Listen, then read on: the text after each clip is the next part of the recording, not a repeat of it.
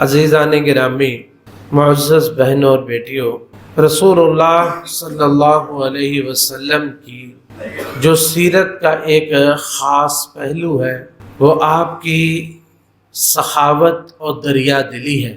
یہ چیز اللہ رب العزت نے طبی طور پر آپ کے اندر رکھی ہوئی تھی، نبوت کے بعد ہی نہیں بلکہ نبوت سے پہلے، بہت پہلے آپ کی یہ عادات مبارکہ میں چیز شامل تھی کہ آپ غربا، فقراء، مساکین، بے کس، بے بس، بے نوا لوگوں کے کام آیا کرتے تھے، اور جس طرح ممکن ہو سکے آپ ان کی مدد کیا کرتے تھے۔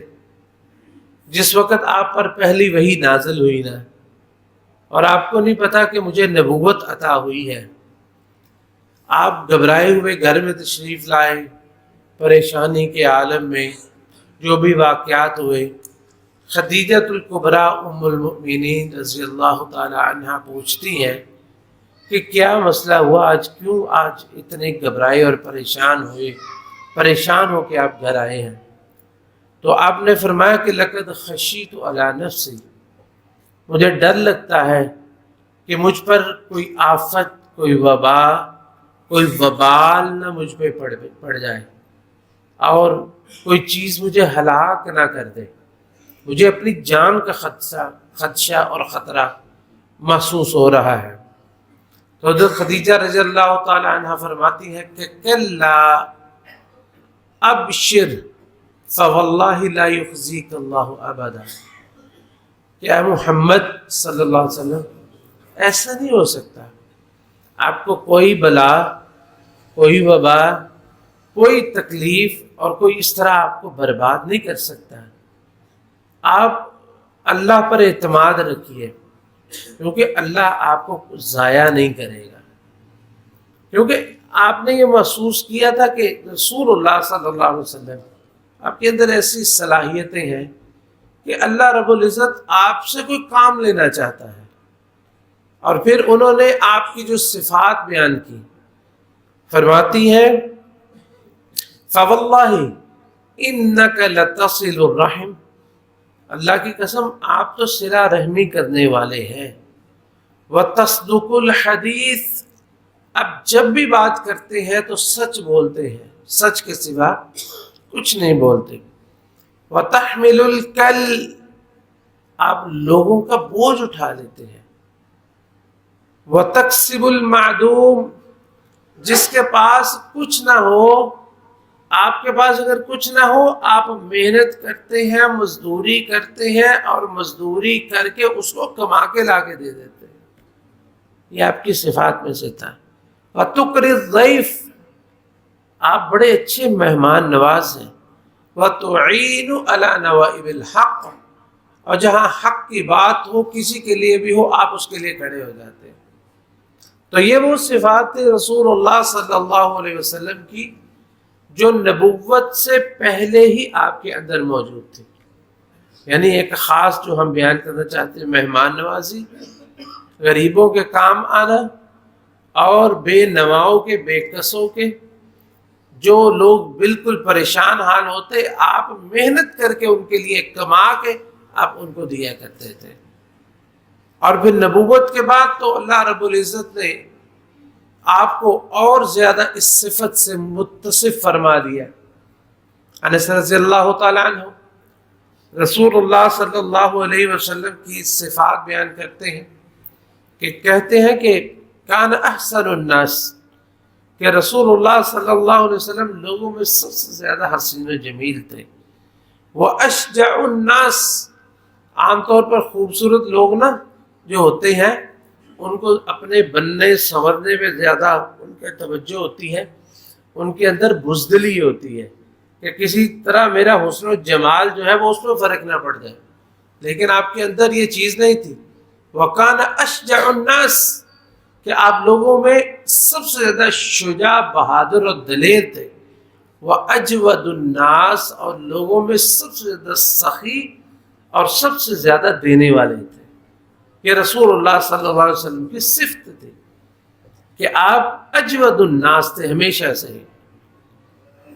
اور انس رضی اللہ تعالیٰ عنہ بیان کرتے ہیں کہ ما سئل رسول اللہ صلی اللہ علیہ وسلم علی الاسلام شیئا الا اعطاه، اسلام کی وجہ سے یا اسلام کے نام پہ آپ سے کوئی کچھ مانگتا تھا، آپ کے پاس ہوتا تو آپ ضرور اس کو عطا کر دیا کرتے تھے۔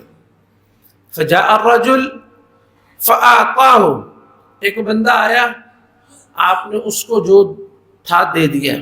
فجاء رجل فاعطاه غنما ما بین جبلین، ایک اور بندہ آیا تو آپ نے اتنی بکریاں تھیں کہ ایک پہاڑ دو پہاڑ تھے اور ان کے درمیان خالی جگہ تھی، وہ ساری بکریوں سے بھری ہوئی تھی۔ تو وہ آدمی آیا، اسلام قبول کیا، اللہ کے رسول علیہ السلام نے فرمایا جاؤ اپنے شہر جاؤ، اپنے دیہات میں جاؤ، یہ ساری بکریاں ساتھ لے جاؤ۔ کتنی بکریاں وہ سارے لے گئے۔ تو جا کے اس نے کیا پیغام دیا؟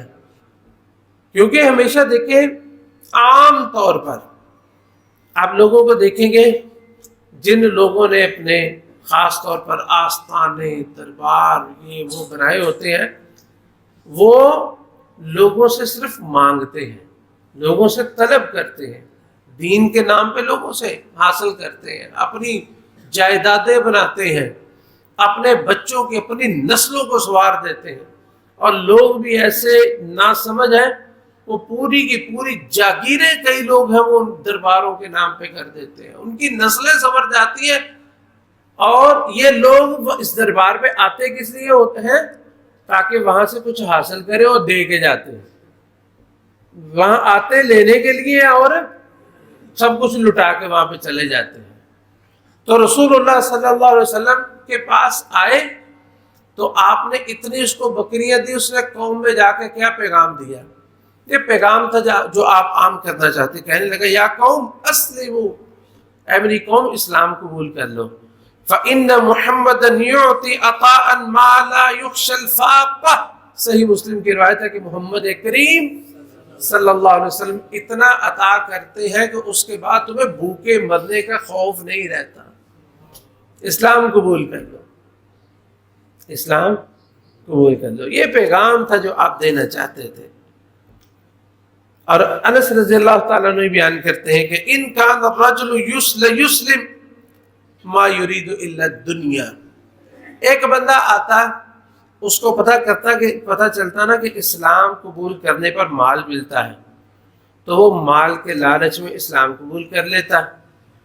لیکن جب اللہ کے رسول علیہ الصلوۃ والسلام کا اخلاق اور صحابہ کا طرز عمل دیکھتے اور آپ کی زندگی دیکھتے، تو اسی صبح جب وہ مال کے لالچ میں آیا تھا، وہ شام ہوتی ہے تو فرماتے ہیں کہ فما یمسی حتی یکون الاسلام احب الیہ من الدنیا وما علیہا، صبح مال کے لالچ میں آیا تھا، شام کو اسلام پوری کائنات سے زیادہ اس کے نزدیک محبوب ہو جاتا تھا۔ ایک دفعہ آپ کو کسی نے ایک حلہ دیا پہننے کے لیے، عام طور پر آپ کا لباس آپ سنتے ہی ہیں، اکثر و بیشتر آپ کا کیسا ہوتا تھا؟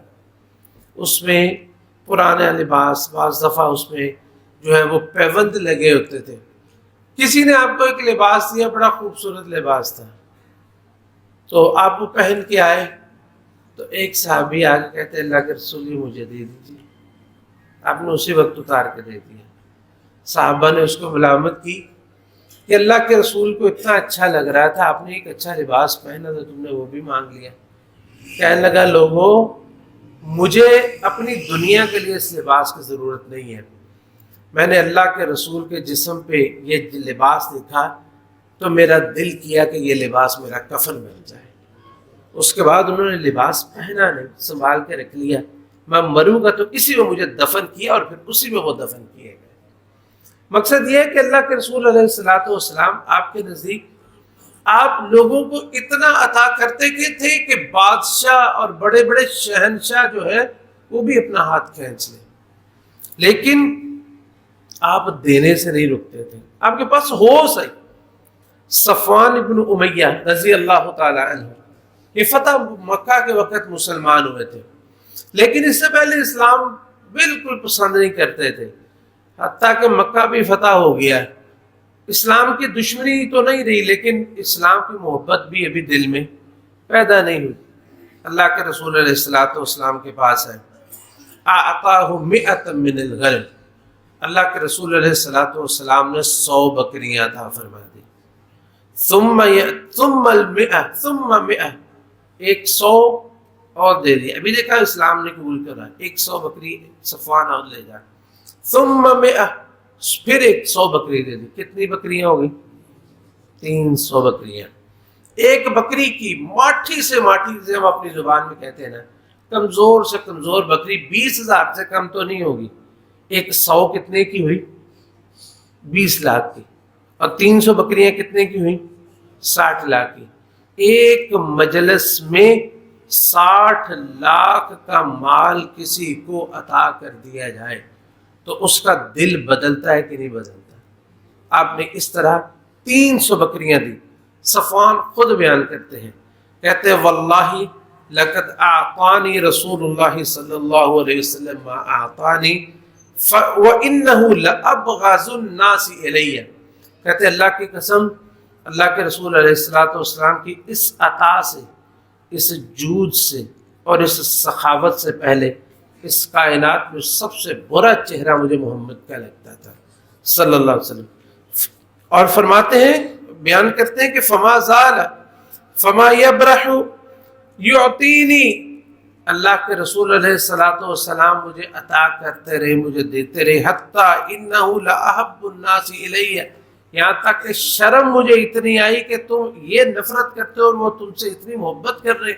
کہنے لگے حتیٰ کہ میرے دل میں اس کائنات میں سب سے محبوب ہستی محمد کریم ہو صلی اللہ علیہ وسلم. یعنی خود بادشاہوں سے بڑھ کے خرچ کرتے، لیکن اپنی ان کی زندگی کیسی ہوتی تھی کہ کتنے کتنے دن کھانا نہیں کھایا ہوتا تھا. اور یہ نہیں کہ آپ کو ملتا نہیں تھا، ملتا نہیں تھا تو اتنا عطا کیسے کرتے تھے؟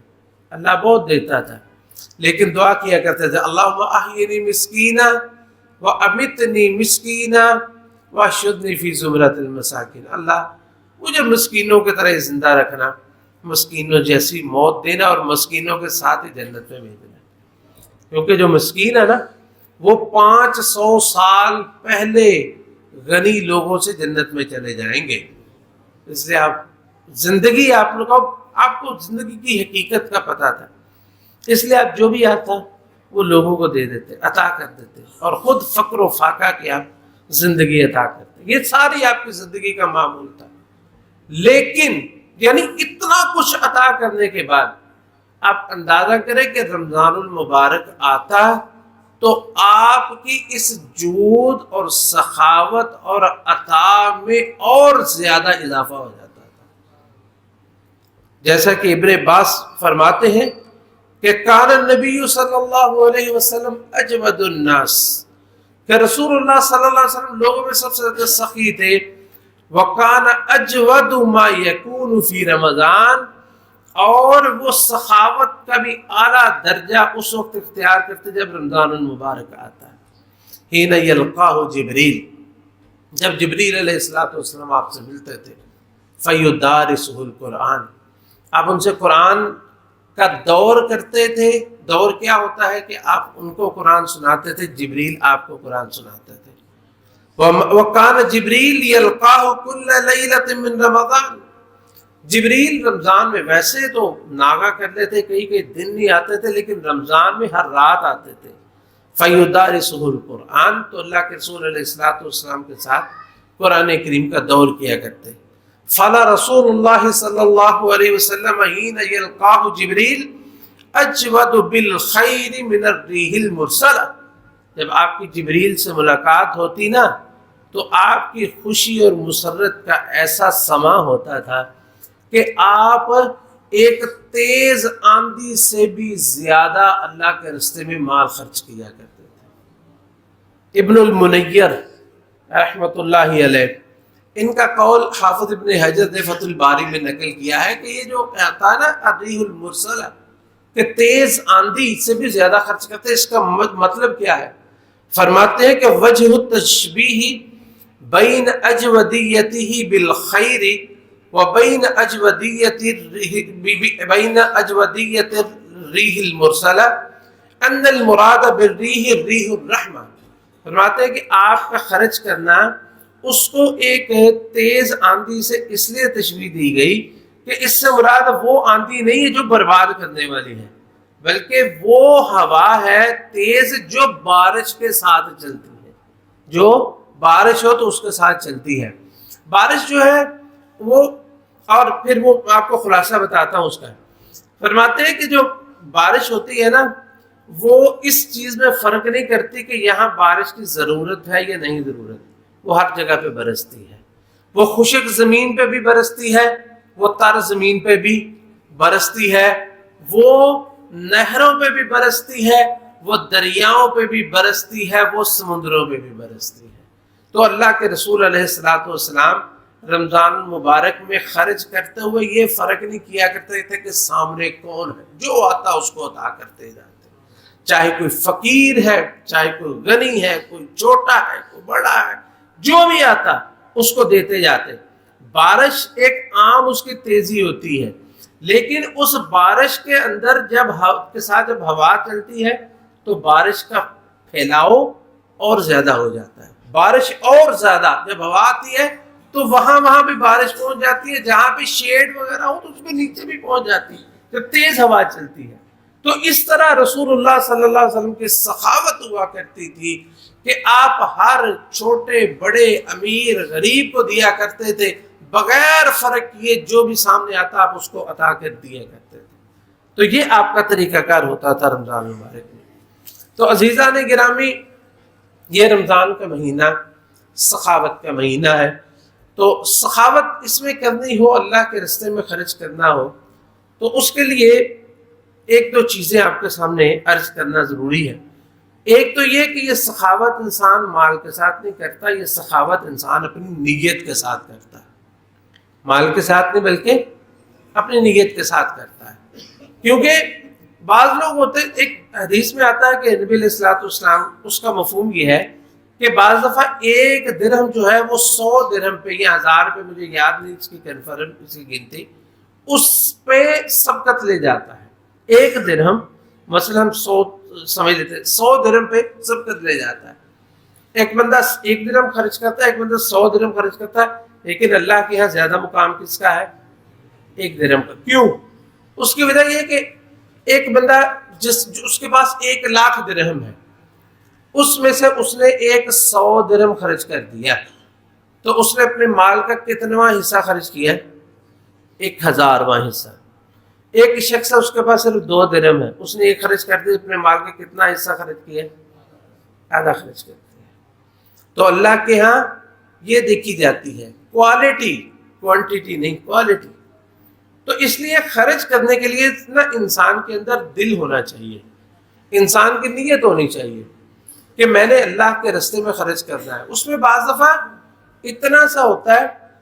کل ادھر ایک اپیل ہوئی، تو ایک مدرسے سے کسی سے کوئی آئے، تو لوگ اس میں مطلب انہوں نے جو بھی دینا تھا دیا. میں نے دیکھا ایک بچہ ہماری مسجد کا، میرا خیال اس کی جیب میں 20 روپے تھے، اس نے 20 روپے نکالے اور وہ رکھ دیے. وہ کتنی برکت والے 20 روپے ہوں گے. تو اس کا جیب خرچ شاید اتنا ہو، اس نے دے دیا اللہ کے راستے میں. تو بات یہ ہے کہ خرچ کرنا ہو نا، تو اس میں انسان کی نیت ہونی چاہیے. خرچ کرنے کے لیے انسان کے پاس بہت پیسہ نہیں ہونا چاہیے، اور بعض دفعہ ایک لقمہ اللہ کو پسند آ جائے.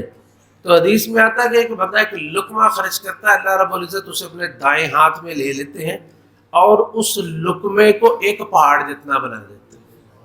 ایک لقمے کو حتی تصیر مثل الجبل، وہ ایک پہاڑ کی طرح ہو جاتا ہے.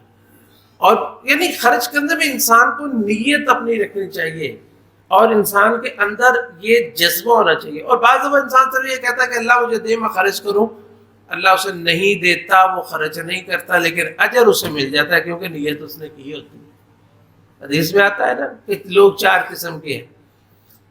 ان میں سے ایک وہ ہے کہ جس کے پاس مال نہیں ہوتا، لیکن وہ کہتا ہے کہ اللہ مجھے فلاں شخص کی طرح مال عطا کر، میں اسی طرح اللہ کے راستے میں خرچ کروں گا. آپ نے فرمایا وہ جس کے پاس مال ہے اور وہ دن رات اس میں خرچ کر رہا ہے وہ شخص اور یہ شخص جس نے صرف نیت کی اللہ کے ہاں اجر میں برابر ہے. اس کی نیت اتنی خالص ہے, اس میں خرچ کرنے بعد دفعہ ایک لقمہ, 1 روپیہ, 10 روپے, کچھ بھی اللہ توفیق عطا فرمائے, وہ انسان کو صرف اپنی نیت رکھنی چاہیے کہ میں نے اللہ کے راستے میں خرچ کرنا. اور دوسری بات یہ ہے کہ خرچ کرنے میں سب سے افضل جگہ اور سب سے بہترین جگہ جو ہے وہ آپ کے عزیز اور رشتہ دار ہیں. اگر کسی کا سگا بھائی یا سگی بہن وہ کمزور ہیں تو ان کو دینا سب سے زیادہ اجر ہے. اور اس میں کتنے اجر ہیں؟ ایک اجر صدقے کا ہے اور ایک اجر صلہ رحمی کا ہے. اور اس کے بعد آپ اس میں سے بھی دیکھیں جو نیک انسان زیادہ ہو.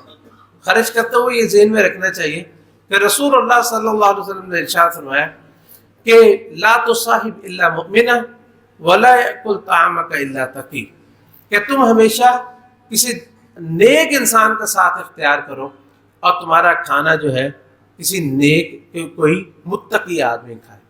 اس لیے دیکھیں اپنے اعزاء و اقارب میں جو نیک لوگ متقی ہیں, موحد ہیں, توحید پرست, سب سے پہلے ان کو ترجیح دینی چاہیے اور جہاں بھی خرچ کریں. اور اس کے بعد پھر جیسے بھی باقی جتنے بھی ہیں غرباء میں, مساکین میں, یتیموں پر, بیواؤں پر, اور اسی طرح اللہ کے راستے میں مدارس پر, مساجد پر, روزہ افطار کروانے میں, کسی کو عید پر کپڑے لے دینے میں, کسی یعنی یہ بہت سارے. اب دیکھیں کہ غرباء عید پہ ایک بندہ کہتا ہے یار وہ جو عید کے قریب وہ صدقۃ الفطر کی باری آتی ہے نا, تو لوگ کہتے ہیں جی کہ ایک بندے کو دیکھیں جی صدقۃ الفطر آپ کہتے ہیں صرف کھانا دینا چاہیے, تو ایک بندے کو کپڑوں کی ضرورت ہے, اسے کپڑے دلانے چاہیے, اس کو کھانے کی کیا ضرورت ہے؟ میں کہتا ہوں کہ یہ کسی معاشرے کی یعنی کہ اس میں کمزوری ہے اور اس کے اندر یہ کمی اور کوتاہی ہے کہ پورا رمضان گزر جائے اور اس کو کپڑے کو پیسے نہ لے کے دیں. اور جہاں غرباء کے کھانے کا جو ہے وہ وقت آتا ہے وہاں کہتے ہیں اس کے بدلے میں ہم کپڑے لے دیں گے. تو اس لیے رمضان پورا گزر رہا ہے تو اس میں غرباء کو کسی کو لباس کی ضرورت ہے, اس کو لباس لے کے دیں. تو اللہ کے راستے میں جہاں جہاں بھی جو بھی جگہ ہیں وہاں پہ خرچ کریں. اللہ تعالیٰ آپ کا دیا ہوا مال قبول و منظور فرمائے. حضرات گرامی, رمضان المبارک میں زیادہ خرچ کرنا اور زیادہ سخاوت کرنا اس کی کئی مناسبتیں ہیں, اس کی کئی مناسبتیں ہیں. نمبر 1, پہلی مناسبت یہ ہے کہ رمضان المبارک میں اعمال کا اجر اللہ رب العزت ویسے ہی زیادہ کر دیتے ہیں. مثلا جیسے العمرۃ فی رمضان تعدیل حج, رمضان میں عمرہ کریں تو اللہ حج کا اجر عطا فرماتا ہے. کیا عمرہ ہے اور اجر حج کا ہے. عمل میں بھی فرق ہے, خرچے میں بھی فرق ہے, محنت میں بھی فرق ہے, لیکن رمضان کی برکت ہے کہ اس کا اجر حج کے برابر. اور اگر اللہ چاہے تو رسول اللہ صلی اللہ علیہ وسلم نے فرمایا او حج معی, یا ایسے جیسے محمد کریم صلی اللہ علیہ وسلم کے ساتھ حج کیا, اتنا زیادہ اجر ہو جاتا ہے. اس لیے رمضان میں خرچ کرنا جو ہے اس کا اجر بھی انشاءاللہ زیادہ ہی ہوگا. دوسری مناسبت یہ ہے کہ رمضان میں خرچ کرنے سے بہت سارے روزے داروں کی معاونت ہو جاتی ہے. بہت سارے لوگ ایسے ہیں جن کا کام سخت مشقت اور مزدوری ہوتی ہے, وہ روزہ رکھ کے اپنی جو مزدوری کرتے ہیں نا وہ کر نہیں سکتے. اگر مزدوری کریں گے تو روزہ نہیں رکھ سکتے. یعنی بعض لوگوں کی زندگی اتنی ہی مشکل ہوتی ہے. تو اگر کوئی شخص رمضان کے رمضان ان کی مدد کر لے کہ یہ لیجیے آپ سحری افطاری کریں, آپ کی ضروریت پوری ہو جائے, تو دیکھیں بھوکا تو کوئی نہیں رہ سکتا, بھوکا تو نہیں نہ مرنا کسی نے, تو وہ بھوکا نہیں رہے گا تو آپ اس کی مدد کر دیں گے, وہ بیٹھ کے رمضان کے روزے رکھے گا اور آپ کو دعائیں دے گا. کیونکہ مزدوری, بعض مزدوریاں, ساری نہیں, کچھ ایسی ہوتی ہیں, بعض لوگ کمزور ہوتے ہیں وہ نہیں کر سکتے تو اس کی معاونت ہو جاتی ہے. تیسری چیز یہ ہے کہ رمضان میں انسان کو مغفرت کی بڑی ضرورت ہوتی ہے، گناہوں کی معافی کی. ویسے من صام رمضان ایمانا واحتسابا، تو صدقہ جو ہے یہ اللہ تعالیٰ کے غصے کو ٹھنڈا کر دیتا ہے اور انسان کے گناہوں کی معافی میں آسانی ہو جاتی ہے. چوتھی مناسبت رمضان المبارک میں خرچ کرنے کی وہ یہ ہے کہ جو انسان جتنا خرچ کرتا ہے اللہ تعالیٰ اتنا ہی اس کو عطا کرتا ہے. عام دنوں میں خرچ کرتا ہے تو اللہ نے اس کی جو مثال دی ہے کہ مثل الذین ينفقون اموالهم كمثل حبۃ انبتت سبع سنابل فی کل سنبلۃ مئۃ حبۃ، یعنی 700 گنا یا اس سے بھی زیادہ اگر رمضان میں خرچ تو اتنے، یعنی اللہ تعالیٰ اس کو زیادہ عطا فرماتا ہے. رمضان میں خرچ کرے گا تو اس میں بھی اضافہ ہوگا، اللہ کی عطا میں بھی اضافہ ہوگا. اور ایک اور بھی ہے کہ انما یرحم اللہ من عبادہ الرحماء، اللہ تعالیٰ اپنے ان بندوں پر زیادہ رحم فرماتے ہیں جو خود رحم کرنے والے ہوتے ہیں. یہ بھی رمضان کو مبارک میں خاص طور پر جو ہے وہ کہ جیسا عمل کیا اس کے اجر کی بھی امید ہو. پانچویں مناسبت یہ ہے کہ آپ نے سنا کہ جب جبریل علیہ السلام سے ملاقات ہوتی نا تو اللہ کے رسول علیہ السلام اور زیادہ سخی ہو جاتے. اس کی وجہ کیا ہوتی؟ اس کی وجہ یہ کہ جبریل کہاں سے آتے تھے؟ اللہ رب العزت کے پاس سے، تو آپ کو اللہ کی یاد اور زیادہ ہوتی تھی، اور اس کے بعد آپ کو جنت کی یاد آتی تھی کہ یہ سارا کچھ مجھے یہ جبریل آ کے براہ راست بتا رہے، اللہ کی طرف سے آ رہے جبریل، اللہ کے پیغام پر ایک واسطہ اللہ کا. تو اس لیے بھی آپ کی سخاوت جو ہے آپ کو اللہ کی یاد زیادہ آتی اور جو ہے وہ جنت کی زیادہ یاد آتی، تو اس لیے بھی آپ رمضان المبارک میں زیادہ خرچ کیا کرتے تھے. چھٹی مناسبت یہ ہے کہ رمضان المبارک میں انسان قرآن کریم کی تلاوت زیادہ کرتا ہے، جیسے جو مسلمان جیسے اللہ کے رسول علیہ السلام زیادہ کرتے ہیں. اور قرآن کریم میں جو احکام جتنے اللہ نے بیان کیے ان میں سے کتنی جگہ پہ بار بار آتا ہے نا کہ وَأَنفِقُوا فِي سَبِيلِ اللَّهِ وَلَا تُلْقُوا بِأَيْدِيكُمْ إِلَى التَّهْلُكَةِ، اللہ کے راستے میں خرچ کرو کہ اے ایمان والو خرچ کرو اس سے پہلے کہ تمہیں موت آ جائے. فَيَقُولَ رَبِّ لَوْلَا أَخَّرْتَنِي مَثَلُ الَّذِينَ يُنْفِقُونَ، یہ قرآن جب انسان پڑھتا ہے تو قرآن میں بار بار خرچ کرنے کی ترغیب ہوتی ہے نا، تو اس لیے بھی رمضان میں چونکہ قرآن زیادہ پڑھا جاتا ہے لہذا قرآن کے حکم کے مطابق خرچ بھی زیادہ کرتا ہے انسان، اور اللہ کے رسول علیہ السلام بھی شاید اسی وجہ سے زیادہ کرتے تھے. ساتویں مناسبت یہ ہے کہ رمضان المبارک میں انسان کا دل نرم ہو جاتا ہے. بھوک اور پیاس جب اس کو لگتی ہے تو غرباء اور مساکین کا احساس ہوتا ہے کہ ہم تو اپنے اختیار کے ساتھ اس بھوک کو چھوڑا ہے ہم نے، اور سحری بھی کھائی ہے اور بعد میں افطاری بھی کھانی ہے. اور وہ شخص کہ جس کو بھوک لگی اور اس کو کوئی امید بھی نہیں ہے کہ پتہ نہیں کچھ ملنا ہے کہ نہیں ملنا، اس کی کیا کیفیت ہوگی، تو انسان کا دل بھی رمضان میں نرم ہو جاتا ہے، اس لیے وہ رمضان المبارک میں زیادہ خرچ کرتا ہے. اور آٹھویں مناسبت یہ ہے کہ اصل میں اللہ کے راستے میں خرچ کرنے سے روکتا کون ہے؟ کون روکتا ہے؟ شیطان روکتا ہے. وہ کیا کہتا ہے؟ اللہ تعالیٰ فرماتے الشیطان یعدکم الفقر، شیطان کہتا ہے یہ خرچ کری جاؤ گے فقیر ہو جاؤ گے، تمہارے پاس کچھ نہیں بچے گا. الشیطان یعدکم الفقر ویأمرکم بالفحشاء، برے کاموں پہ خرچ کرتے ہو تو وہاں نہیں روکے گا. واللہ یعدکم مغفرۃ منہ، اللہ وفضلہ، اور اللہ تعالیٰ کہتا ہے کہ خرچ کرو میں معاف بھی کروں گا اور اپنا فضل بھی کر دوں گا. تو پھر رمضان میں شیطان کی جو بہلاوا ہوتا ہے نا وہ کمزور ہو جاتا ہے، جھگڑا جاتا ہے نا تو وہ اس کی طاقت کمزور ہو جاتی ہے، اور اللہ رب العزت کی دعوت جو ہے وہ مضبوط ہو جاتی ہے. اس لیے بھی انسان رمضان المبارک میں زیادہ خرچ کرتا ہے کہ شیطان جو ڈراتا ہوتا ہے فقیر ہو جاؤ گے، اس کا ڈراوا کم ہو جاتا ہے، اور اللہ تعالیٰ کا جو وعدہ ہے وہ انسان کو زیادہ اٹریکٹ کرتا ہے اور زیادہ جو ہے وہ اس کے دل میں جگہ پاتا ہے. اور اسی طرح نویں مناسبت یہ ہے کہ دیکھیں ہم روزہ رکھتے ہیں، روزہ رکھنے میں کون ہے جو یہ دعویٰ کرے میرا روزہ بالکل ٹھیک ٹھاک گزرا ہے؟ کمیاں کوتاہیاں ہوتی ہیں نا، تو یہ صدقہ دینے سے اللہ تعالیٰ ان کمیوں کوتاہیوں کو دور کر دیتا ہے، جیسا کہ نبی علیہ الصلوۃ والسلام نے فرمایا وَالصَّدَقَةُ تُطْفِئُ الْخَطِیئَۃَ، کہ صدقہ گناہوں کو اس طرح بجھا دیتا ہے کما یطفئ الماء النار، جیسے پانی آگ کو بجھا دیتی ہے۔ اس لیے بھی رمضان میں صدقہ زیادہ کرنا چاہیے کہ اللہ اتنی مشقت بھی ہم نے برداشت کی ہے، اگر پھر وہ ضائع چلے جائے تو اس کو ضائع ہونے سے بچانے کے لیے اس کی یہ سیکورٹی ہے، اس کی جائز انشورنس ہے۔ یہ صدقہ جو ہے وہ روزے کی جائز انشورنس اور اس کی سیکورٹی ہے۔